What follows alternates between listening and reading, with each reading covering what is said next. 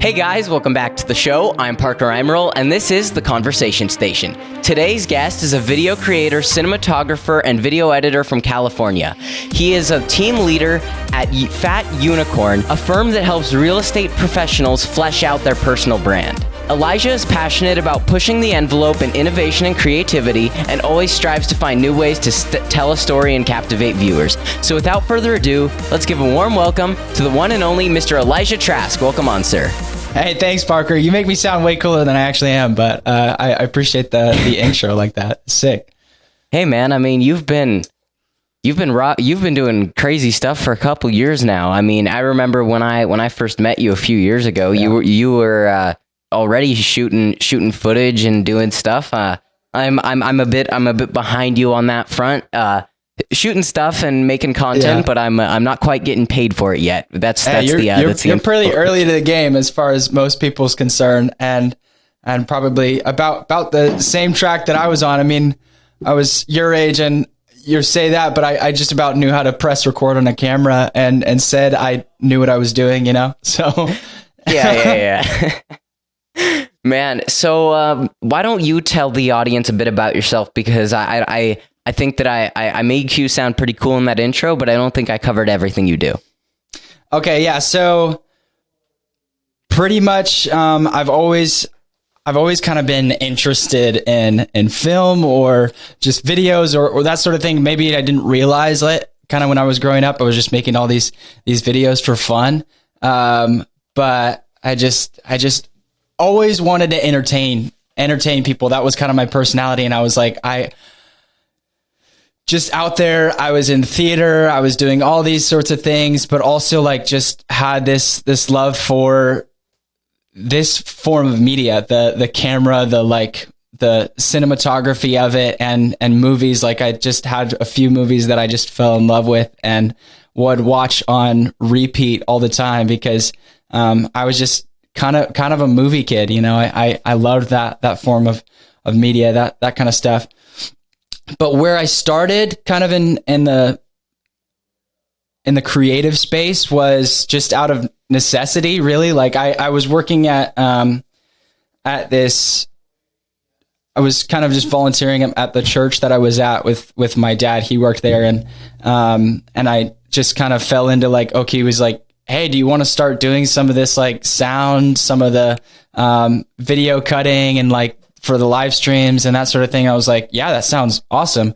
And it was a good amount of work, but I just had so much fun with it while I was doing it and just fell in love with what I was doing. Yeah. I mean, I love doing live streams, but I hate doing live streams. So the one live stream that I have really had to do, I had to run a Smash tournament live stream. And the problem is I know nothing about Smash. That is the issue. So what I had to do is like I had to like, because of course all they wanted was, you know, simple stream, right? Because it was my idea to do a live stream, or no, it was another guy at the local youth center, and then I'm like, okay, no, we're doing it fancy because that's how I roll, and that's how every creative rolls. They're like, okay, you want to do it at 10%? We're going to do it at 10,000%. So like I found a plugin for OBS that would let me like put up like the graphics of and how many stocks each person had. But mind you, I'm trying to switch between that camera and the gameplay while also updating that every time a new people would come on and every time a stock changed. And then the other issue is that whenever you could also select what character they were using. Yeah. Mind you, I don't know where and the character menu is the same as the game. I don't play the game. They would select a character and I would be trying to find it with every little bit of my mental capacity. And it was quite interesting. I think that's been a huge lesson for me, is learning to scale back on some of those sorts of things. Like I can do it at like a level 10, you know, like this is what would look really good. This is what all the like YouTubers that I watch, they do. This is what all these people like. If I do all this research, like this is the best way to do it. Right. First of all, it costs 10 grand to set that up. But second of all, it's so much work that you probably need like like 5 other hands, like 5 other sets of hands, like just to be able to operate what our vision is initially. And it's important lesson, like with video and with all these creative stuff, and just even in business and I feel like a lot of aspects of life, taking that and like learning, okay, what's the thing that I can do right now? What can I take that? Like, I want to do it maybe at a level 10, but like, I don't have that much experience. I don't have that much to work with yet. So how can I scale that vision back and make sure I can just to kind of achieve the next step on the ladder? Yeah, so it's interesting how difficult that is, because if I see something, I'm like, okay, they're doing it with all this expensive equipment. I'm like, okay, how can I do it with a toothbrush? You know, just like I will spend hours on tutorials, but then I'll realize, oh, you know, for a live stream like that, they probably have like one person running the graphics and one person switching the camera, not one person doing all of it. One person balancing audio, you know, all of the different things. And I think that scaling back is so important.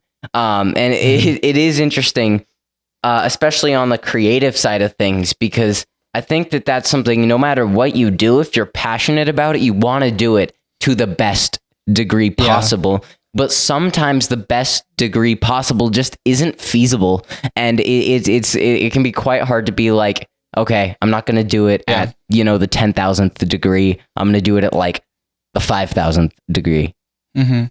Yeah, a lot of times I feel like it's learning, like the best you can actually do is getting out there and progressing in it. So like what's been kind of challenging for me is a lot of times, because I want to do it at such a high scale, or I want every project I do to be like the best project I've ever done, or I want every video I edit to be like the best one that I've ever like finished, and that sort of thing. Like, and if I'm always chasing for that feeling, like it stops me from actually finishing a project, or it stops me from starting a project that I'm like, oh, this could be really good, but like, oh, I don't have time for that yet. Like, or I don't have time to do that yet because I want to do it at this 10 times scale. When really, if I scaled it back like 80% and just did the 20% that to most people, they're like, oh, that's a cool video. And they'll have the same reaction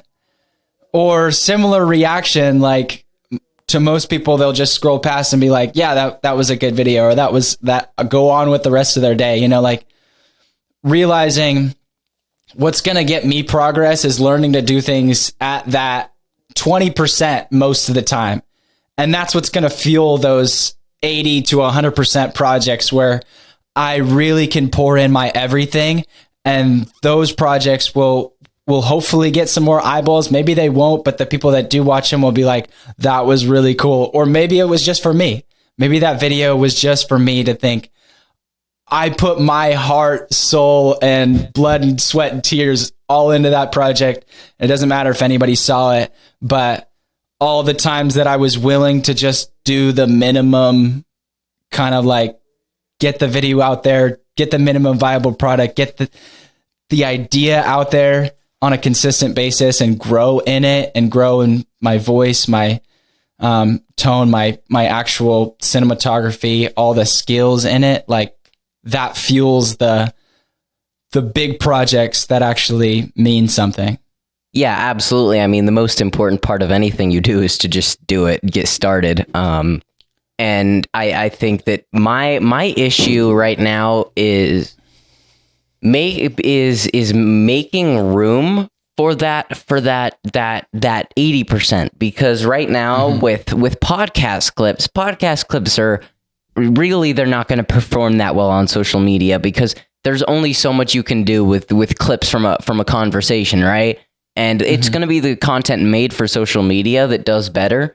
But my issue is that I'll be like, okay, today I'm shooting this video for social media. Then I'll shoot it. Then I'll plug the SD card into my computer and watch the footage. And then I'll realize that, oh, wow, that sucked. That completely sucked. And then I'll just go and reshoot it. But I think but also the thing is that currently my schedule is so packed tight with different things that what I need to learn to do and what I'm trying to work on today, because the episode of the podcast that just came out today had a former Navy SEAL on. But what I'm trying to do is get all of the clips done early in the week and have them scheduled so that as it gets later in the week, I can just let my creative juices flow and not worry about if I have a clip to go out that day, knowing that I will keep the algorithms happy and I can just create. Because that is the hardest part. I tell people constantly, the algorithm is a toxic relationship. That's what it is. You have to do specific things to keep it happy. And if you don't, it'll punish you in a way that you have no control over. Yeah. And I found since I've started posting more content, I've been way more obsessive about it. Like, I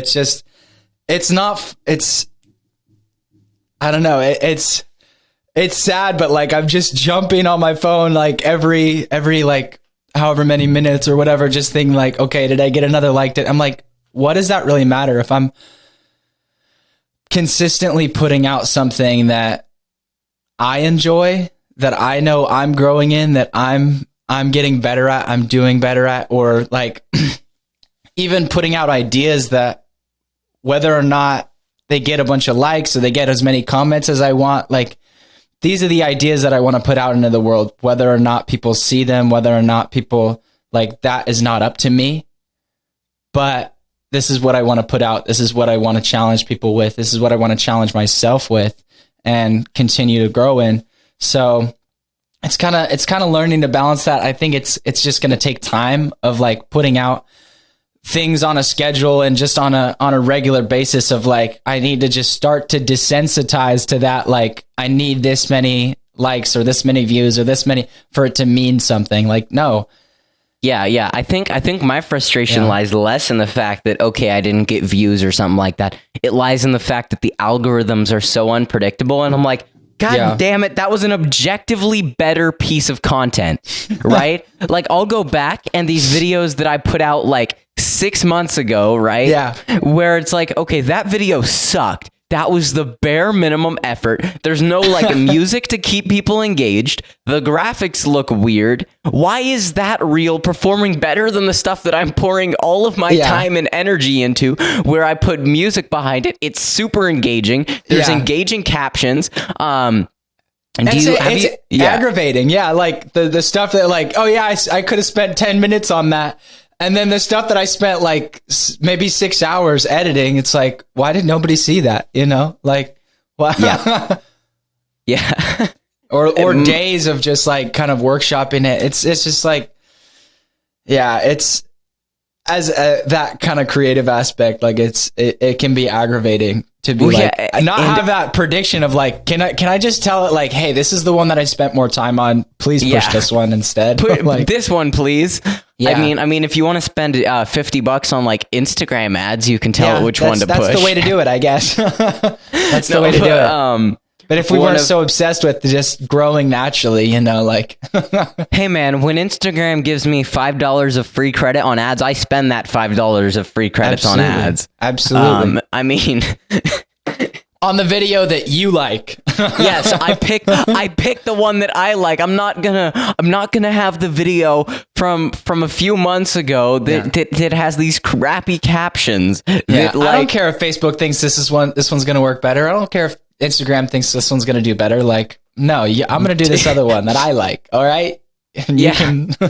No, it's so interesting because I mean it is so that is the interesting thing, is that it's unpredictable. And I think the hardest thing for me is like, I have like all of my podcast clips, most of my podcast clips are all leadership content, but then I'm also trying to do video editing content. Now there is a much bigger market for video editing content.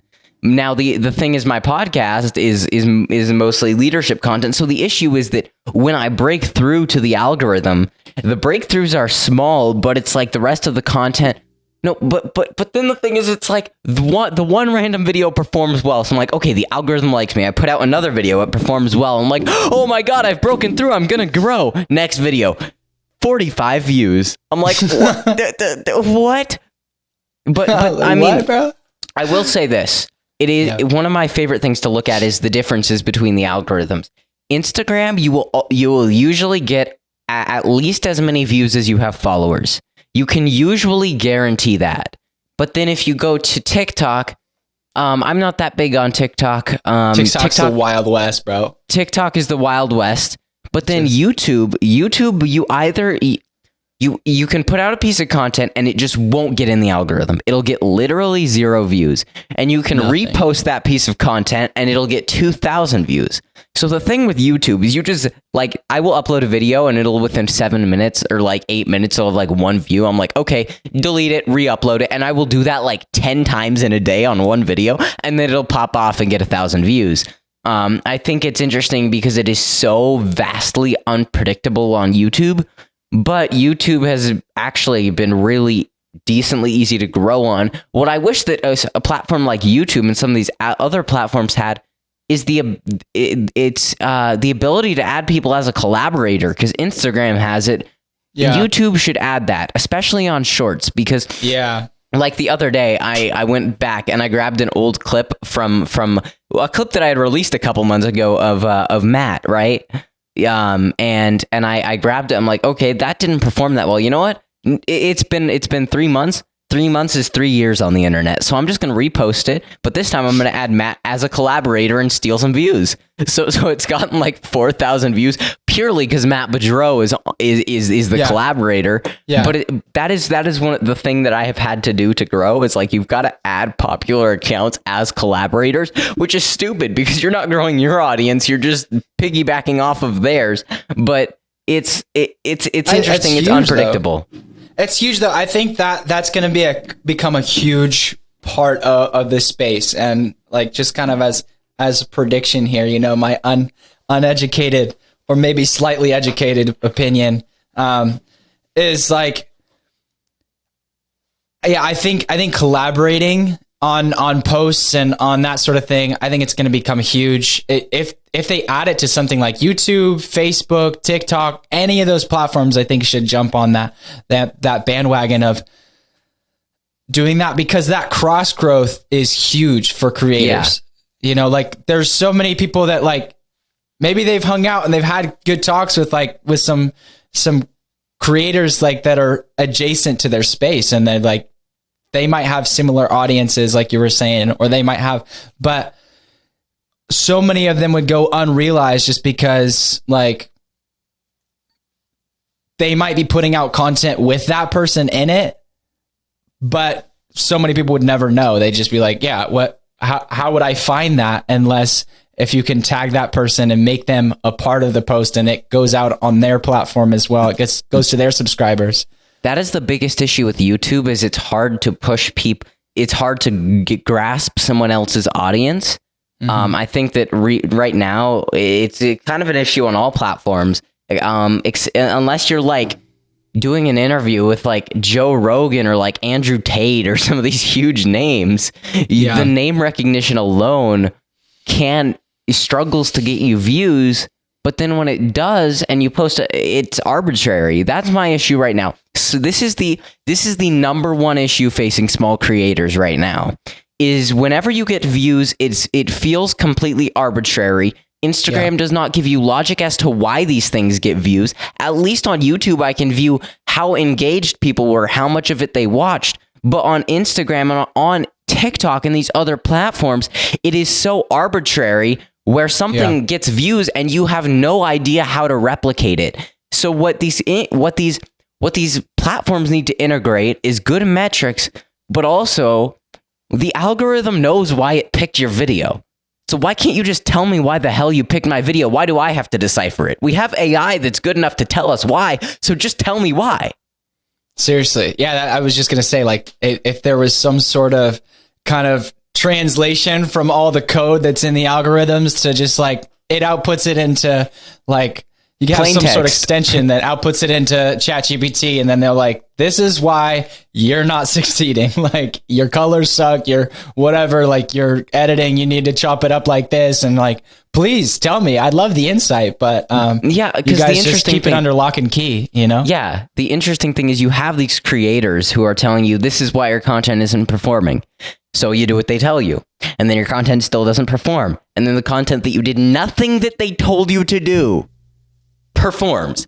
It's so interesting. I saw a video from a guy named Enrico Incardi, I think. I don't remember exactly how you say his name. And it was like a skit where he's talking to the algorithm. He's like, "Hey Instagram." It was "Hey Instagram, do hashtags help? Maybe. So what if I use captions? Yes. What about does music help my videos? Does just using trending music help my videos?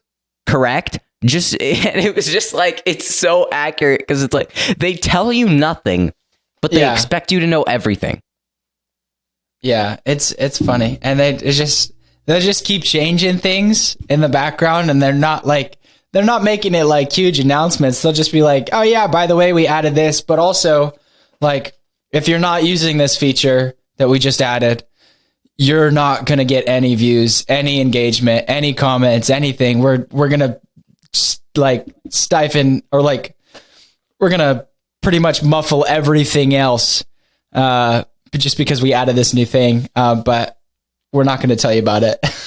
Yeah, no, it is quite interesting to me, because what I don't understand is like, as a creator, all I want to do is be able to impact people. Every piece of content I release is meant to impact people in some way.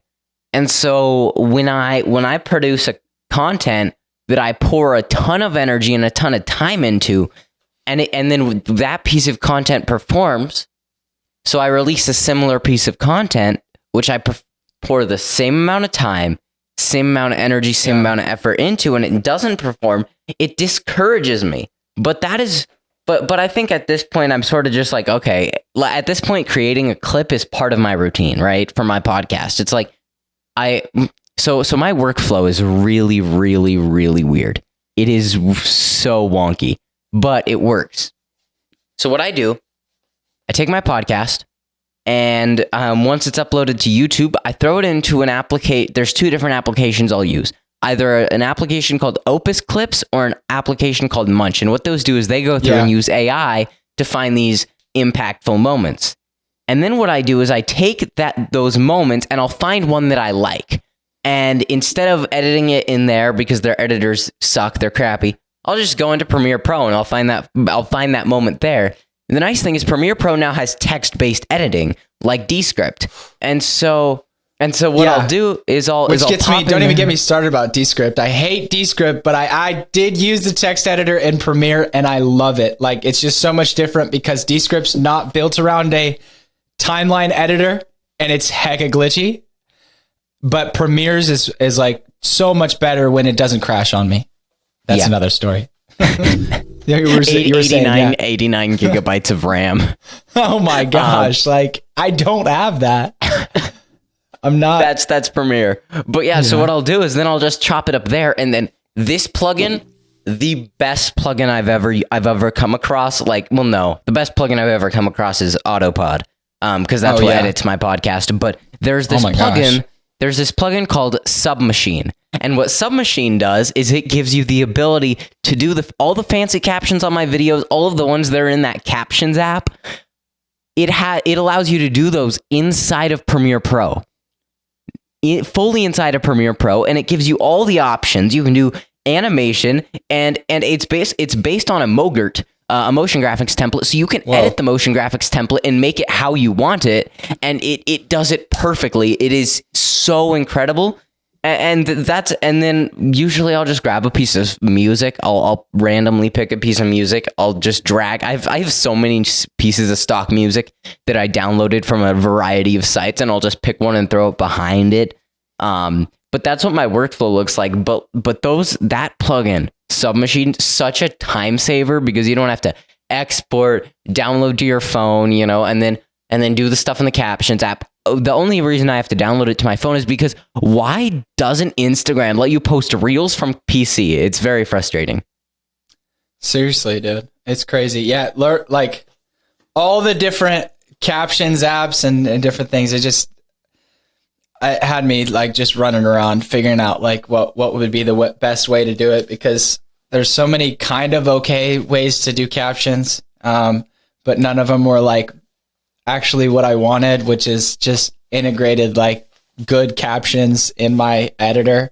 But see, if you went back to shilling to Adobe and shilling to crashing, you'd have access if you pay $7 a month for this plugin. But here's the thing. yeah, How come Instagram captions suck? They suck. They're so bad. They're the big old blocky text. It looks terrible. It's crap. But they have the other styles. But like, if you're Instagram, if you're Facebook, why don't you just buy the captions app and integrate its styles into your application? Yeah, it's so limited. I mean, I think they're thinking probably most users on Instagram, Facebook aren't even using captions yet. They're not even thinking about it. So it's like to add captions in, like they're trying to make it, I guess, like probably as simple as possible, so people don't get lost in the whole like captions process at all. But it could be that simple, but their styles suck. Like, yeah, their styles, they issue. do need more styles. They need more options for that. I totally agree. Like, it's not really enough. There's only a couple to choose from. I still use Instagram's captions just because it's easy. It's easy. Like, it's super easy. And I like the big blocky style one for some reason. Like, so my issue is like, it looks good, but it only looks good in certain scenarios. Yeah. So my issue is the fact that when I'm doing a podcast clip that's vertical and me or my guest are taking up most of the frame, I can either put the captions on their t-shirt, but then it goes down into the area with like the actual caption and you can't read the captions. No caption zone. It goes into the no caption zone. But I can put it on their face. Like, what are my options here? Yeah, that's like, it's really not made for those close up, like podcast kind of style captions. The only reason I like doing it is because for my videos that I film by myself, I do a really wide shot and I sit like not and you center lay on the frame. grass. I sit not center frame in the grass. So then I'm making room for that captions. And it's like, it's kind of it's a pre-thought out, like, I'm going to put the captions here. But if you're doing a podcast like this that's being repurposed for something else, those captions in Instagram are terrible for that. They don't work. There's only a couple of different options and none of them are really that great. Yeah, so the nice thing though is that that's why I use the plugin that I use, because it's simple. You transcribe your sequence. The weird thing is you just have to export the transcript as an SRT file, but that's no problem. You know, it's one click. And then you just import that into the plugin and it's super easy. And then you import your captions mogurt and then you just click create captions. And then you're done. And you click export. And you have like a preset set up, right? Of like your settings and everything. So what I do though is I've been the only thing I change about one of their presets right now is the color, but I'm a bit too, I haven't created my own custom mogurt for that one yet, but for some of the other projects I've worked on, I've done it just because when I'm not doing it for myself, it's a lot easier to not be super lazy. Yeah. And then I think it also, what was I going to say? But it's super easy and and the captions look great. There's a variety of styles. You have like your Alex Hormozy captions, but if I want to do those require more work because Alex Hormozy is really good with his captions. His editing team is very legit. And then you have like your block style, you know, captions app captions. And then you have this style called TikTok, which is the one I use. I don't know why it's called TikTok, but I use it just because it very simply looks good and requires the least amount of energy or effort to use. And I've learned that captions really don't mean much. I just throw them on there for good keeping at this point. Yeah, I think that's it. Like we had this whole phase of like everybody was like freaking out about like, oh yeah, you need to have like super engaging captions on all of your videos. This needs to be like, this is now industry standard. And it's like, it's kind of calmed down since then. Like there's still some creators that are succeeding that don't use captions, or they do it totally differently, or their captions are super basic and their content's really good. Like, I think it's one of those things that everybody tries to focus in on, like, this is the reason that content is succeeding right now. If you're not doing this, that's why. Or if you're not, like, if you start doing this, you're going to succeed. Like, it's not necessarily the case. And what I find is, like, a lot of people want to directly copy, like, what exactly is working in the space. What, like, Alex Hormozy is doing these captions specifically. And everybody needs to start doing that. Obviously, not everybody that has Alex Hormozy's captions or paid for somebody on Fiverr that can recreate Alex Hormozy's captions is succeeding on social media, Instagram, Facebook, YouTube right now. Yeah. They might still have the same views that they started with, or maybe they've grown a little bit, but it's like, is it really worth it? Like, is that really what was going to fix your content? Not necessarily. At the end of the day, the what matters is consistently producing good content. I mean, the algorithm might hate you for like 3 years, but eventually they might give you a little favorability. And I think that is the number one thing. Produce good content. Now, my issue with producing content, and like, you know how you said there's these videos that are like, if you do this, you'll be successful. This is why your videos aren't working. And I think that's the issue. And don't get me wrong. If you go on my page, you're probably going to find something like that, because that is what's working. No, that's what I was about to say. I'm like, that's how you hook people in. Yeah. It's definitely sensationalized. And I'm not saying, like, don't create content like that, because there creates some interest and there is an involvement in that. Like, we learn different things through, like, these videos that are really grabbing our attention. And I've learned so much from all those videos that I know they're clickbaiting me, but I watch them anyway. But yeah. No, so one of the things I've learned to integrate recently is that I, instead of saying this will fix your problem, I prefer to say this fixed my problem. Because that way it doesn't feel quite as clickbaity and it feels more personal. Actually stole that tip from Alex Hormozy. I watched a keynote of his, and he was like, switch it from you to I. And so my issue though is, like, I have one piece of content. Okay. Get that right. I have one total reel. Okay. I have one other, photo post, but I have one reel that was made for social media. All the other ones are repurposed content, right? I have like 236 followers right now. The fact that I know that number, probably not a good sign of my growth, but I have 236 followers as of recording right now. All of those followers came from either people who knew me, which, okay, maybe subtract 100 from that, but 136 followers or something like that came from me fully repurposing content. But my issue is the content that I make that's for social media. It's hard for me to give it a personal vibe and be casual about it, because I'm too obsessive about it being perfect. And I tried to record something casual the other day, but then it took up 2 minutes and 45 seconds when I did a rough cut. And I'm like, okay, well, that's not going to work. But I think the other thing is, if I were to record some casual style content, what I want to do is I want to have someone else holding a camera and then, like, so the video I recorded was an under $1,000 podcast setup, which is what I have. And I was trying to show it off to people in a cool story setting, and trying to tell a story about finding this different gear. Not my story, but like a story where your cat gave you $1,000 and then you're trying to find a gear for a podcast. Don't ask why I used a cat, but I used a cat just to make people be like, what the hell?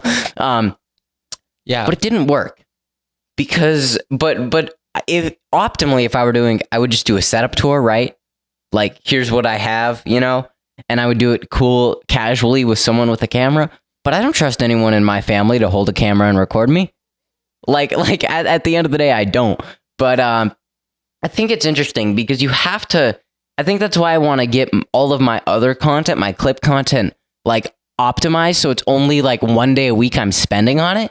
That way I can spend the other time being creative and just shooting a bunch of videos that I want to shoot and want to release.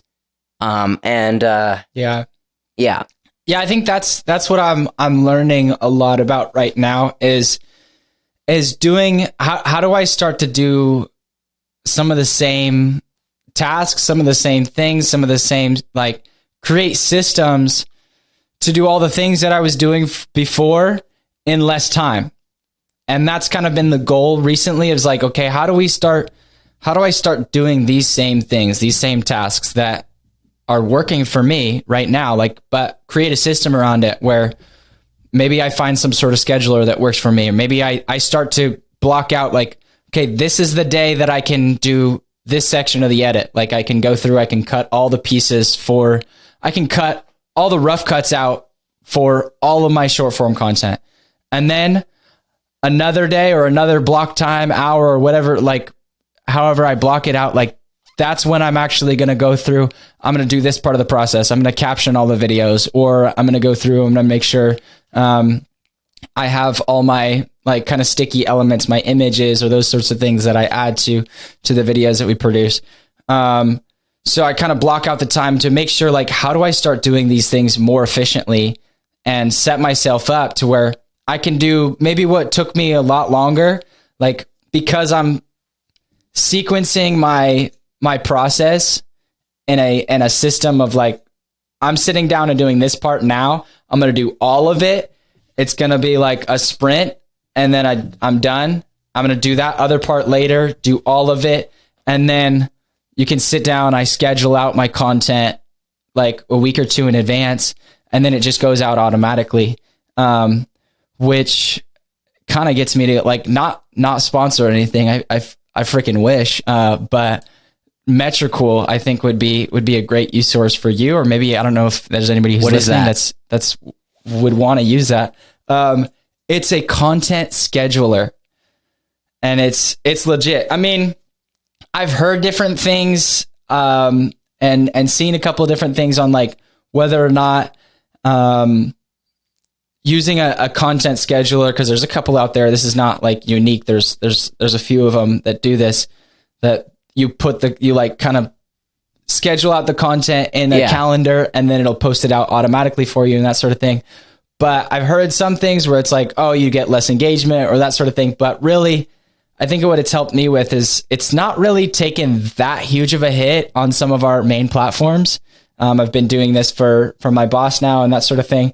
But we haven't actually taken that much of a hit on engagement, but it's really, like, it's helped us to become more consistent with, because we're not thinking about, oh, we have to post at this time, like, or every day or on this day or whatever. Like, we don't have to sort all that out, and it's just on a scheduler. It'll go out, or it'll remind me when to post or that sort of thing. If we need to do it on some of the platforms that it doesn't post to, then because that's taken care of and I don't have to worry about that, we've been more kind of steady pace, consistent on some of those things. Yeah, definitely. And that's the part of the process I'm at as well, is trying to optimize all of the things that I'm doing. Yeah. And the biggest optimization has by far been Autopod. Honestly, that might be the greatest plugin. Hear me out. I think it is the greatest plugin in the history of video editing. And I'm not kidding when I say that. I think it's even better than Video Copilot, which than Video Copilot's. Oh, I don't remember what it is from Video Copilot, but it's Effects Console for After Effects. So huge, that's something you might not have heard of.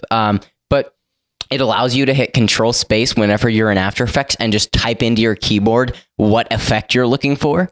So useful. But I think Autopod.fm changed the game, because it took it's not that editing a multi-camera podcast takes that long, right? It takes maybe an hour for an hour of footage, but the issue is that you have to be enjoying yourself for that hour. You have to be inspired while you're editing that, because it's so boring. And the fact that now I can just click a button and it's done. Because honestly, when you're editing something that's an hour in length, it doesn't need to be perfect. And Autopod is by no means perfect, but as long as I make sure my intro and outro are good, then I am done. Yeah, seriously. And it's like, it takes you an hour, but, like, for me, I know when I was doing multicam stuff, it took me more than an hour, because I would want to go back and fix stuff. And because if I'm really in it and thoughtful about it, then it's going to take me a little bit longer, or that sort of thing. It's like, I would just lose energy doing it. Like it would kind of be draining, and it would be like, I would have to take more breaks or do more. I just make more excuses and kind of like get up and like do, like, I wouldn't sit down and diligently just do that and just like speed edit through it for an hour straight, you know? I would get up, do something else, and it would come back to it. It'd probably take me maybe 2 hours plus or whatever, because like, I don't actually want to be sitting there and doing it and actually cutting through, because that's not life-giving, just cutting between cameras that I know are already there. Like, when I'm filming it, it's all cool, but like, whenever I'm like, going back and if you're editing it live, it's not that bad. But it's like the edit, but now my process looks like this. I set everything. If I'm done shooting, I'll throw it when I'm ready to edit. I'll throw everything in to Premiere. You know, get it synced up, get it set up, get it set up for Autopod, because there's a couple things you have to do. Yeah, you gotta still sync it up and sync up audio and everything. Some of these things, and then I'll just click go on Autopod, and I'll go eat lunch, and then I'll come back and it's done. That's done. I just click and go eat lunch. They should call Autopod Lunchables. Autopod X Lunchables. Hear me out. Autopod X. Whenever you buy a Lunchable, you have a chance of winning a free Autopod subscription. Whoa, yeah, free month of Autopod. I would buy all the Lunchables. I'd start buying Lunchables. Yeah, I would start getting Lunchables again. What, Lunchables are $5 and Autopod is $30 a month? I could buy 3 Lunchables. 4 Lunchables, and still have the chance of, being all good. It's like those prizes they put in cereal boxes. I don't know if you like ever had those. Yeah. That was hecka funny. I think they stopped doing that, but those were the good old days. Good old days that you were around to see, back in the 80s when you were a kid. Oh yeah, when I was a kid. No, I think they still had like some. Maybe it wasn't like toys. Maybe they just put like less like chokeable items in the cereals. But I think how many children do you think have like eaten a toy while thinking it was cereal at some point? Probably in the upper thousands. It's probably a lot. So I'm going to ask you a question here. Where do you see the future of content going? Like as things progress, like what do you see as the future of the content creator and where do you think? I know that the roles of a content creator in society are always going to change, but what do you see as that? And in terms of social media, what do you see in terms of this era of social media, in terms of the sensationalized content? Do you think it's here to stay, or do you think it's gonna fizzle out? Where do you see everything going? That's good. So I'll kind of start with the broader view of it. What I would say for social media, for all this stuff, like a lot of people, there's 2 boats of thinking. There's people that are thinking like this is going to be huge still. There's going to be a bunch like more. There's still a lot of place to grow. And there's a lot of people even in this place of like, oh, it's already too oversaturated. Like it's not sustainable.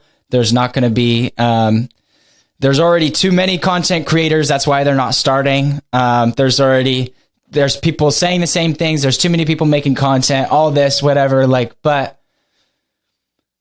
I mean, it's a little bit of both, but I think where I would stand on it is audiences grow and change the same way that creators or true creators grow and change. And what I mean by that, audiences actually change and want different things over time. So the space is never too saturated. The landscape of whether it's Instagram now or it's Facebook or if you're on YouTube, all these different places that you think are like, there are already too many people doing it. Every time somebody has said that, a year later, there's some huge YouTuber that like did not exist 6 months ago. Like, it's not actually true whenever people say like, oh, the space is oversaturated or there's too much going on. Like I'm too late. I don't actually believe that. I think I believed it at one point, but I started to realize like, I don't watch the same YouTubers that I watched 2 years ago or 3 years ago, 5 years ago, whatever it is. Like those people have changed. Maybe like some of them even every 6 months, like, oh, like I realize I have so many people on my subscriber list that I feel bad. Like I don't want to unsubscribe. You still see those people like have huge subscriber counts, but like their viewership maybe doesn't match it anymore, or their viewership is like a totally different audience now, because I never unsubscribe, but like I don't watch the same content anymore. I'm interested in different things. I've grown. My interests have changed, have shifted, which is okay. I think that's like a part of the human process. That's part of what we do. What we kind of need is to not be watching the same shows we were watching when we were 12.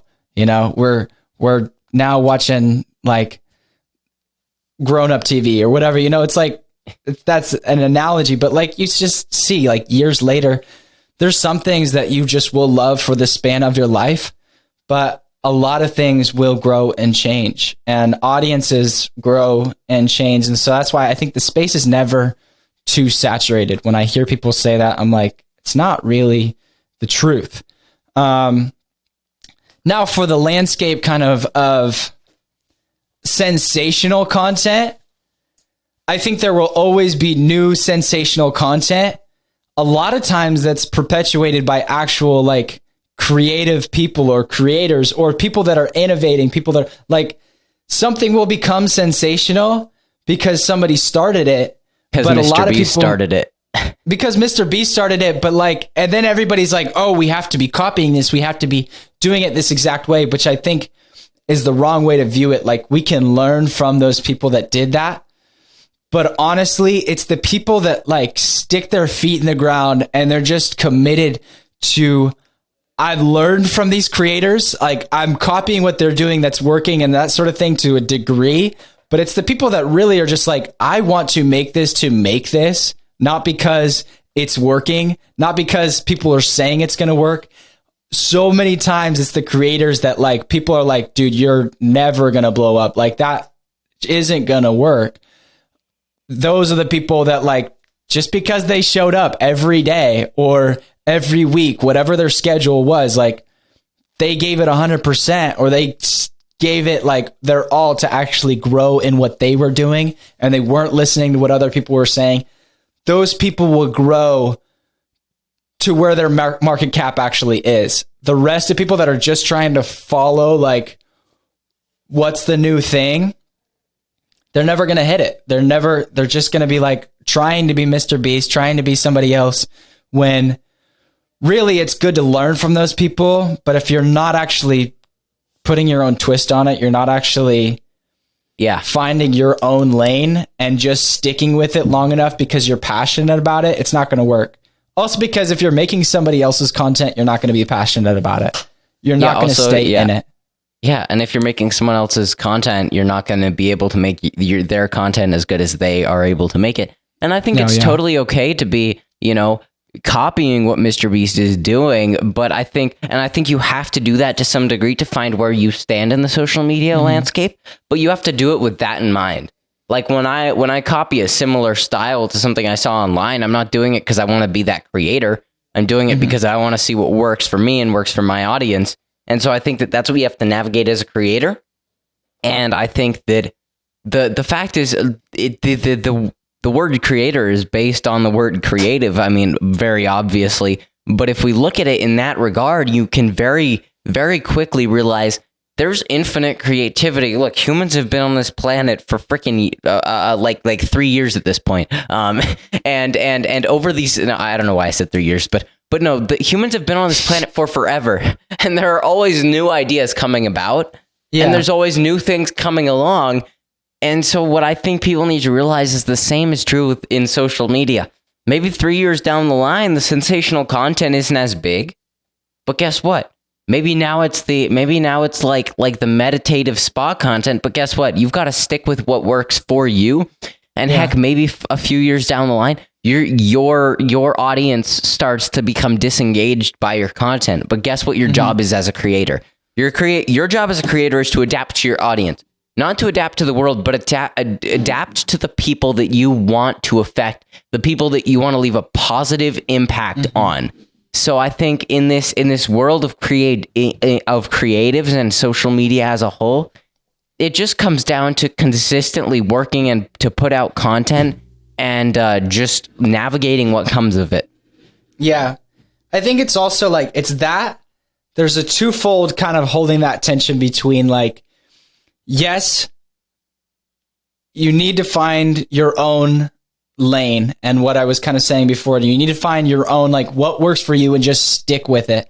And I think that's good in the sense of like, if you're staying consistent on it, but how you do that is also not coming from this place of pride of like my stuff, like the stuff that I make or create has to be different than every single person out there as well. I think that's the other side of it, is like so many people, I mean, myself included, will not make content or not put something out there because you're afraid, oh, somebody else already made something like that. Somebody else already did something like that. Where I think that's the other side, is like, there's almost no such thing as original content or original thought, original idea. Like, it's only perpetuated by taking somebody else's idea and twisting it, changing it, tweaking it a little bit, you know, like that is the balance of like, don't just take the idea. What are you going to do with it? Or what if you take that idea and take this idea over here and put them together? Or how do you do something that's different by putting together other ideas that already exist? Because I don't think there's really that like absolute original thought. It's hard to trace down to what's actually original and what's not. And so if you let that stop you from just creating what you feel you need to create, then you're missing the point. You know, if you're so focused on what I put out has to be like nothing else, it's like you're never probably going to put anything out then, you know. And what content are you actually making that's getting you to that final piece that like you put out and everybody's like, this is so unique? A lot of times people put out a massive amount of mediocre content before they put out something that everybody gawks at and just thinks, wow, that was amazing. I've never seen anything like this. Yeah, absolutely. I mean, originality is just a mixing pot of other people's ideas. Originality is the dilution of other people's ideas to a point where it becomes unrecognizable. If you mixed Mr. Beast with ASMR and, I don't know, reaction YouTuber, you're going to get something weird and completely different, and it might work. So you can't get caught up in the mindset that it has to be perfectly original or that it has to be that great. I'll be honest, my podcast clips aren't some insane piece of social media content. Like, I know that it's not going to perform the best because at the end of the day, I'm not talking to David Goggins. I'm not talking to these people that the thing is podcast clips perform based on the personal brand of your guest. So what I understand is that, hey, I've got to work to create my own content. But the most important thing I can do is to keep creating. And so with some of these clips that aren't necessarily optimal for social media, the number one thing I'm doing is putting them out, because at the end of the day, it gives me the capability to still see growth while I work to find my place in the social media landscape. Yeah, that's good. That's really good. Yeah, and I think that this social media side of things is it's become such a cultural thing. And I think that's one slight issue with it, is it has become social media culture, influencer culture, all these cultures. And I think you've got to stop and create your own culture. Don't adhere to the social media culture. Adhere to the you culture, adhere to the who you want to be culture, and let the social media culture adjust to who you are. Yeah. Yeah, I think that's really good. And it's even this, it's kind of that place of like, we can, in that social media space, we can get so flooded with what other people are saying we should create, are saying that we should do, are saying that, like, especially in Instagram and in some of these places, it is like highly saturated with advice content, or just like, you should do this, you should say this, you should make this. Even for creators, as we're being told exactly the kind of content we should put out, which is so good to take that as like inspiration and to listen to that. Like, if that's helping you hype you up to just start pressing the record button, I'm all for it, you know. But if you're just kind of, if you're already creating, or whether or not you're already creating, like if you're in this space where you're consuming so much that it's actually blocking you from, it's actually like discouraging you from the stuff that you already know you want to make, or you already know you want to record, that's where I think it needs to stop, or it needs to, like, you need to make some big change. Like, even for me right now, I'm not necessarily succeeding at it. I'm not going to say like, or pretend that this is like a discipline that I'm even doing really well right now, but I've started to practice like this. There's some times of the day, or there's some days even, where I'll try to like just delete my apps, my Instagram, my Facebook, or whatever, for however many hours, if I'm out like doing something, or just for the day if I can, like, and just go without it. Even as a social media manager, that's my job, and it's easy to make that my excuse to be like, oh, I'm working, or I'm getting inspiration, or I'm learning. Like, no, a lot of times it's just, I'm just like everybody else. I'm trying to escape, or I'm trying to make excuses, and I'm watching content so I don't have to create it. Yeah, you know? Absolutely. Now, I will say, of the advice content, there's one type of advice content that I hate more than anything else. It's you have the trending audio, and it says, here's 3 tips to do this. Read the caption. I'm like, I know that it's supposed to get engagement, because then the video plays while people read your caption, but I hate it. Just tell me. Just tell me. Hey guys, do you want to know three types of social media content I don't like? Read the caption. Do you want to know why you should make people read your captions? Read the caption. Like, or if you're going to tell me to read the caption, don't just put text on screen. Tell me to read the caption. Yeah. Hey, man, read this caption. I know it works, right? That's the problem. I know it works because it's popping up on my page. And I know that I'm reading the caption every time they tell me to read the caption. Dang but it. I don't like being told to. Yeah. But they're like, hey, man, how are you? Read the caption to learn these 3 things. I'm like, but I want to learn these 3 things, but I don't want to read the caption. I don't want to read your caption. I just want to watch your video and keep scrolling. No, I get you. And I think, like, I've had that same experience. Like, even there's some content that I think will be super cringe, but I'm still engaging the way that they want me to engage. I'm still boosting their algorithm performance, you know, because I'm reading the comments, or I'm going into the caption, or whatever it is. But like, I think we have to realize also, like, it's been a conversation I have, even kind of as me and my boss kind of have this like strategy together on some of our pages and some of these things. Like, everybody listens and everybody consumes on a different frequency. And this is kind of ties into why I said the space isn't oversaturated. Everybody consumes on a different frequency and wants to hear something a different way. Even our delivery as people, like, I could say the same exact thing on my Instagram page, and then you're like, oh, I really like that idea. You copy the whole idea, you reworded it, maybe a couple of things, but just because Parker said it, now somebody else is listening that wasn't listening to me. And I think that's what it's important about.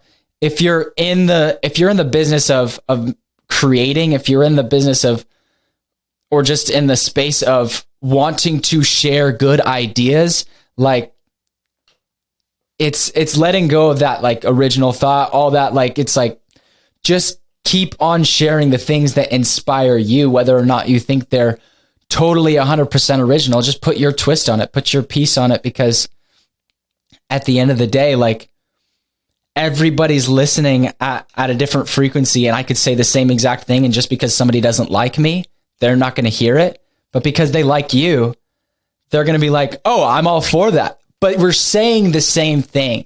You know, you hear that you see that across the space. There's so many like YouTube videos that have the same information. I'm like, I could scroll through and I'm like, okay, I need a tutorial on how to edit this type of like motion graphic or whatever it is. And just because I click into a video, I don't like somebody's accent or their voice, or I'm like, nah, never mind. I'm going to go find another video, you know, like, just because, maybe they're like, their voice is a little like their microphone was kind of like weird or set up, or like their camera angle is bad. I'm like, I find so many reasons why I don't want to listen to a person. And the same reason, like we'll find so many reasons why, like to confirm our own biases of like why we like people or why we like to listen to certain people. It doesn't matter what they say after that. Just because we like them, we will be listening.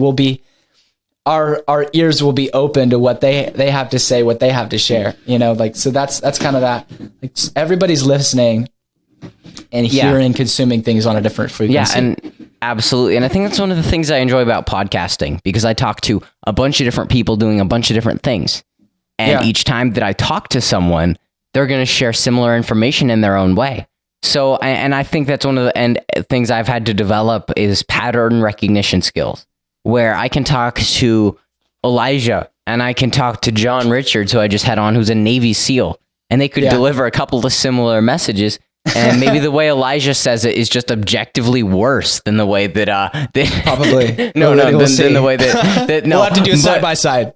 yeah. But I think the interesting thing is that, hey, one's going to impact the person that sees the clip, and one's going to impact another person. And so I think that it's interesting because everyone does consume content, but also tutorials. You know, you found a trustworthy tutorial when there's a Bandicam watermark and there's a crappy microphone, like really bad. And he's like, hello, today I'm going to show you how to get Adobe for free, right? And and it's just the terrible audio quality, but that is the tutorial you know is trustworthy. You know that tutorial is trustworthy because they don't care about the content. They just want to show people how to do this thing. And it is those are the only, if I could pick tutorials to watch, if you told me I could either watch really well-made tutorials where the information was a little spotty, or hello, today I'm going to show you how you can edit this inside of After Effects. I'm picking that one every single time. So you're saying you'd rather be able to like have an option on YouTube where you could sort by quality and then scroll to the very bottom. Well, no. Well, I mean, I guess YouTube did remove the dislike counter, so they already took that away from seriously, us. Like, but yeah. Like, but no, so but you know like, what I'm talking about. This video's like, or even resolution. You could be like, okay, I'm only going to watch a video that is 220p. Like, 240p or whatever. Well, here's the thing. There are some channels, like if I see something from like Cinecom or some of these other channels, I'll trust it. But like if I'm trying to figure out how to do something wonky on my computer, the best tutorial is usually from the guy who sounds like he's in a hospital bed dying. Oh my God. But you know I'm right. You know I'm right. Like I feel like there is a certain degree of truth to that. For the most part, like I think it's just me. Like I cannot stand those videos. Like I'm just like, I'm so done. I can't understand you. I can't hear you. I'm like, no. Like okay, your mic is horrible. I by no means enjoy those videos. Right. I by no means enjoy watching them. But the information is always there. Like no, but I don't mean like if I just want to learn how to do something, I'm never going to watch one of those things. But if I need to figure something out, if I'm having an issue and I need to figure out how to do it, this guy is usually more reliable. And I think it's that, like, I hate when I'm looking for a tutorial for something that's like, it's like such a simple task. It's like, I just need to know like what are the steps or whatever.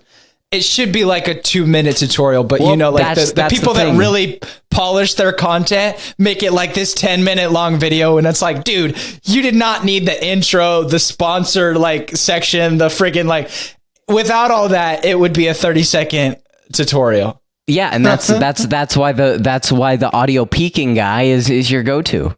because you know he's not sponsored by anybody. You know he's not going to give you a proper intro, outro, all that. Like, he's not scripted his video to where it's 10 minutes long and it's hitting that retention time. Like, no, like, Yeah. he's just giving you the info. Here's one for free on me. Absolutely. No, it'll be like a channel with 100 subscribers and a video with 100,000 views, because it's like, but okay, let's give a round of applause for these guys. I got to figure out which one of these buttons on my soundboard does a round of applause. I think it's this one. That was ridiculously loud. But there you go. Yeah. Anyways. Wait, I forgot I have that one on loop. It's on loop, apparently. Yeah. Okay. I think this has been really great. I just want to thank you for coming on here, man. Yeah, thanks for having me, Parker. This was awesome. I love what you're doing here. Your podcast has been sick. I love watching your clips when they come up in my feed. And, yeah, and I think what you're doing is really sick. Thank you, man. I try to have fun with it. It is nice to get someone in here who, like, I love talking to these mentors who are super experienced, but it's nice to talk to someone who's in the social media game and isn't 34 or older. I mean, because actually you are how old are you at this point? What, like 18? I'm 19. Okay, 19. That was my guess. So I guess technically the youngest guy I had in here was 16, but he could run for president and you would vote for him. So like he's 16, but he's 47. Dang, like, man. Yeah. I gotta step up my game, dude. I gotta step up my game. I gotta talk to this guy. No. Yeah. Well, guess what? You'll just be we'll just be a social media team. We'll run the campaign. It's true. I'll do what I do best. You know, I'll stay behind the camera. Yeah. Yeah. That's the interesting thing. I love behind the camera just as much as I love in front of it. So the best thing is to be in between the subject and the camera, blocking all the content from happening. So, yes. That's good. Oh man. All right. Thank you guys at home for watching. I'm Parker Emerald. I've been talking to Elijah Trask, and this has been The Conversation Station.